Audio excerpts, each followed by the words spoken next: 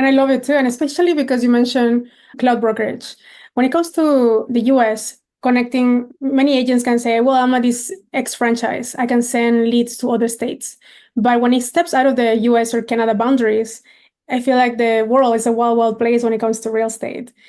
What's your take on, because we met at the conference last June in Lisbon, and I feel like that conference was amazing because we were able to connect with other people that, have the same mindset, we think global, and we know that how we can do it. Many brokerages within the US or independent agents don't have that chance because they don't know or it seems too big. So what would you advise either a realtor that is very successful in what they do, but they want to expand their book of business to international space? Yeah, that's a great question. I think there's a lot of different answers. I would say that nobody ever has everything figured out, and you should always be striving to grow, whether that's through EXP or not. You should always be looking to continue your professional education. You have to have an open mind and continue to learn and continue to get better.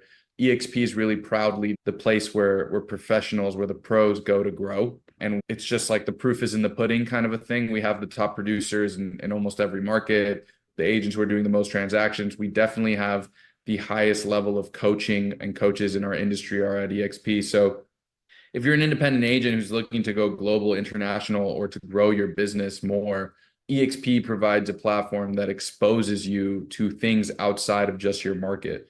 So we talked about how other brands who are franchises might not really communicate well. If I was at a franchise model here in Miami and they were open in Portugal, since we were in Portugal, and they called a franchise in Portugal within the same franchise model, the person in Portugal would be like, I have no idea who you are. There's no reason for me to help you. I'm running my own Portuguese franchise. You're running your own Miami franchise. I don't care that the branding and the color is the same. We're totally different people. Why would I help you? It might not be that dark, but there's not as much of an incentive for them to really work with one another. Yeah. Whereas an EXP agent in Alaska called our country leader or a managing broker or our staff in Portugal, we're all under one branch office. They will treat you just like an EXP agent, not like you're a part of someone else's franchise model or someone else's franchise. So we're not a bunch of different franchisors with our own different rules, our own different regulations, our own different best practices.